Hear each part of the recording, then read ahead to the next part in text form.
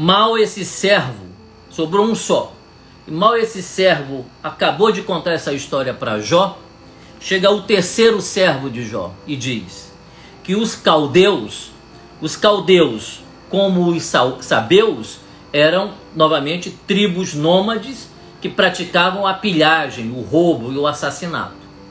Então ele diz que os caldeus roubaram os camelos e mataram todos os servos de Jó, e só sobrou ele para chegar até lá e contar o que aconteceu. Jó continua em silêncio cerimonial. A essa altura do campeonato, ele já deve estar entendendo que alguma coisa muito estranha está acontecendo na vida dele. E talvez ele esteja se perguntando ou perscrutando o coração dele para tentar identificar se ele pecou contra Javé. Porque ele era tão zeloso que quando os filhos dele faziam festa, quando acabava a festa, ele chamava os 10 filhos e oferecia sacrifícios a Javé, porque ele pensava no coração dele: talvez meus filhos tenham pecado contra Deus. Olha, um homem maravilhoso, esse homem não pode ter pecado, meu Deus do céu, né? Perto da gente, então, esse cara é um santo, né?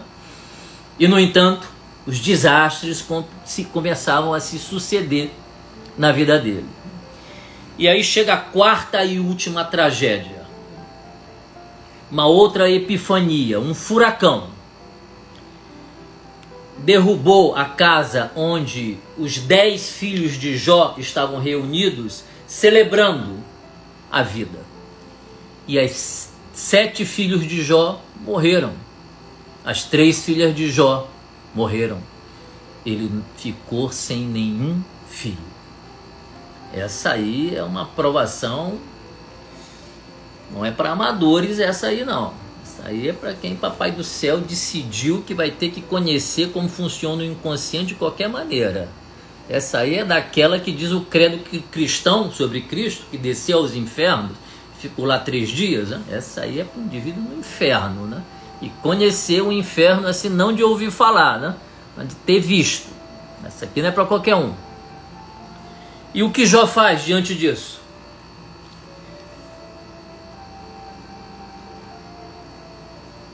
E aí eu hipotetizo um gesto ritual, se precipita sobre a terra e simplesmente pulveriza as ovelhas de Jó. Eu quero dizer que essa experiência de Jó aqui, de perder os filhos e as filhas, ela não é tão incomum assim. Não sob a forma literal, não quer dizer que o indivíduo perdeu a filha ou perdeu um filho, mas pessoas que estão no mundo perderam objetos muito amados, muito queridos, e sofreram golpes violentos. E não tão frequente quanto a gente gostaria, muitas vezes o indivíduo perde 3, 4 pessoas da mesma família de uma só vez. Então não é uma experiência assim tão incomum. Por outro lado, né, a literalização dessa experiência acaba nos afastando, né, da dimensão psicológica da experiência. Alguém pode não perder nenhum filho e não perder nada, e perder todas as suas convicções, e se ver de uma hora para outra afundado numa depressão tão violenta que outra coisa não quer a não ser morrer. E o indivíduo nada perdeu.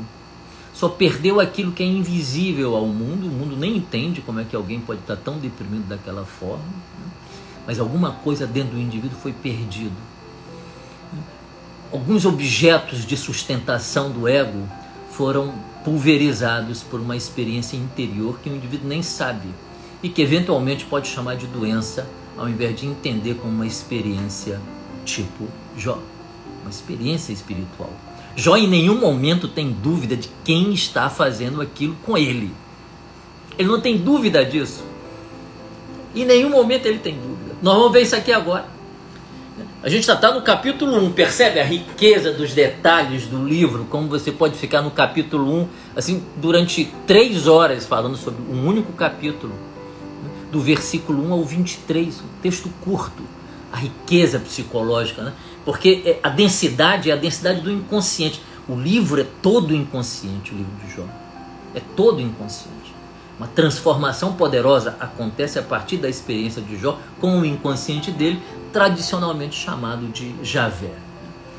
Qual é o gesto ritual e terapêutico de Jó frente à tragédia que se abateu sobre ele? Quando a quarta tragédia, a morte dos filhos, encerra o ciclo da tragédia, ele se levanta, ele estava sentado. Ele rasga o manto dele, raspa a cabeça dele, cai por terra, se inclina no chão e diz, é muito lindo o que ele diz, né? Vou pegar aqui do texto: nu saí do ventre de minha mãe, e nu voltarei para lá. Javé me deu, Javé me tirou. Bendito seja o nome de Javé. E Jó não cometeu nenhum pecado, mesmo diante de todas essas tragédias que se abateram sobre ele. A gente poderia pensar assim, pô, realmente o cara é incrível, né? E Javé assistindo lá do alto do seu trono a cena acontecer aqui na terra, né? Ele assim, é incrível, né? Tô me sentindo culpado, eu não devia ter apostado com Satã. Na verdade, eu não devia nem ter chamado a atenção de Satã para o servo Jó, meu servo. Eu não sei o que aconteceu com a minha faculdade onisciente. Ela falhou. Porque a onisciência, por definição, é saber tudo. Saber o que existe lá no fundo do inconsciente da gente, no fundo do nosso coração, né? E Javé quis fazer esse teste, ele ficou em dúvida. E uma das traduções possíveis, etimológicas para Satã, né, é aquele que inocula a dúvida. Nessa ocasião, isso é interessante saber, Satã não é uma entidade, né? Ele não é uma personificação ainda do mal. Ele aparece só como um pensamento, aí Jung vai entrar aí bonito, né? Um pensamento que se opõe ao pensamento de Javé, um pensamento dentro da cabeça de Javé que se opõe ao pensar de Javé. Interessante? Aquele diabinho. Na mandala de Deus é como se houvesse uma sombra, e essa sombra, né, que se opõe ao pensamento de um Deus totalmente bom. Então não é uma personificação do mal, né? Talvez fosse uma qualidade do próprio Javé, né? Isso não chega a ser um escândalo, né? Porque quando a gente lê a história de Saul, a gente percebe que Deus ali tira a sanidade, sai de dentro de Saul. O texto diz que Deus se ausenta de dentro de Saul e envia um espírito mau para atormentá-lo. Como é que Deus pode enviar um espírito mau, né?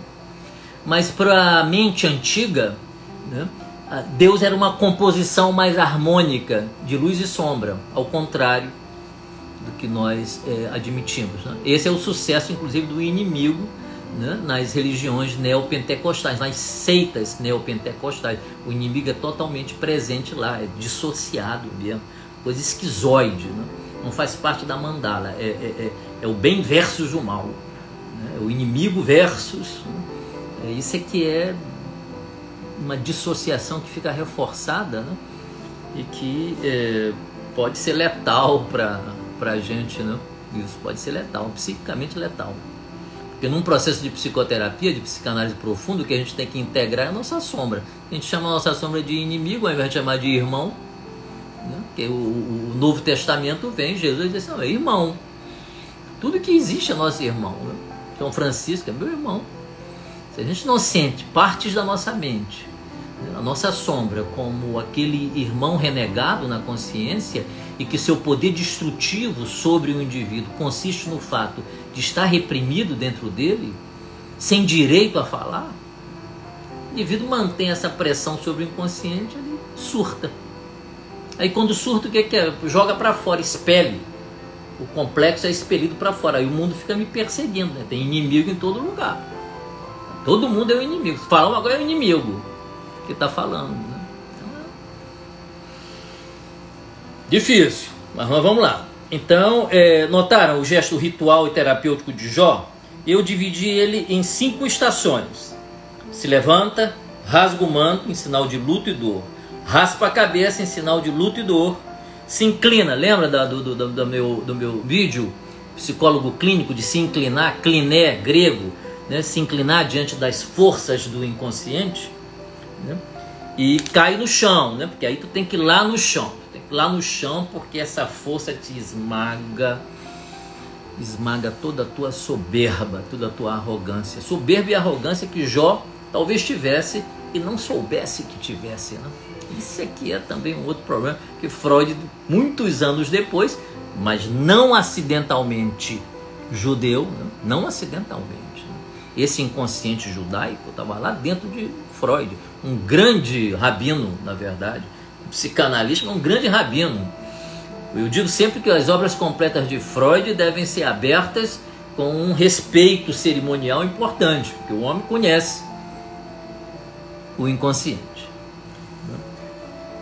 Vamos para a narração do 2º capítulo?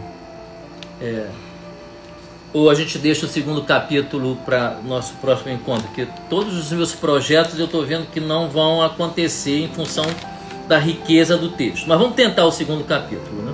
O 2º capítulo, então, vai do versículo 1 ao versículo 13. Né? Esse capítulo é muito interessante. Né? Eu vou pedir perdão e desculpas para as pessoas eventualmente mais piedosas que estejam aqui, cheias de fé, né? Que me desculpem, porque a análise psicológica é uma análise que não é teológica, né? É uma análise às vezes dolorosa e difícil de ser admitida, né? Mas esse é o nosso exercício aqui que precisamos fazer, né? Porque o que acontece? Terminado o 1º capítulo, né, se abre uma nova cena. Essa cena ocorre no céu. De novo, Satã está na corte celestial, de novo conversando com Deus. Se repete praticamente o mesmo diálogo do capítulo 1. Sendo que dessa vez,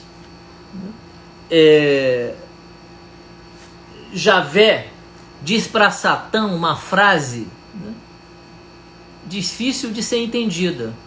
Porque ele diz assim: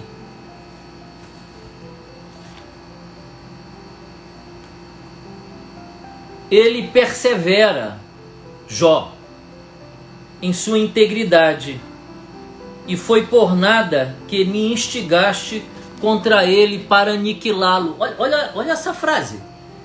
Javé dizendo para Satã, olha só, Jó persevera, viu como ele é fiel a mim? Apesar de você ter me jogado contra ele. Satã ficou calado. Se fosse um psicanalista, teria que falar. Mas Satã ficou calado. Assim, E se fosse um psicanalista, o que o psicanalista dizia? Bom, se tivesse no meu divã, ou Javé ia ficar muito zangado comigo, e é um perigo Javé zangado, né? Ou então Javé teria que se transformar no Cristo e encarnar sob a forma de Cristo, para viver a experiência humana, né? É que Jung diz que Jó é o precursor de Cristo.